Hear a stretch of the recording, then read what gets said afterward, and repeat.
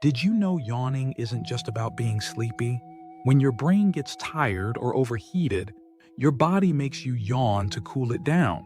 Yawning brings in a deep breath of cool air, which helps reduce the brain's temperature. That's why we yawn when we're bored or tired, because the brain slows down and needs a reset. And guess what? Yawning is contagious because it triggers empathy in our brain. Scientists are still learning more, but one thing's clear: yawning cools your brain and helps you stay alert. Feeling sleepy while studying? Take a break, breathe deep, or yawn it out.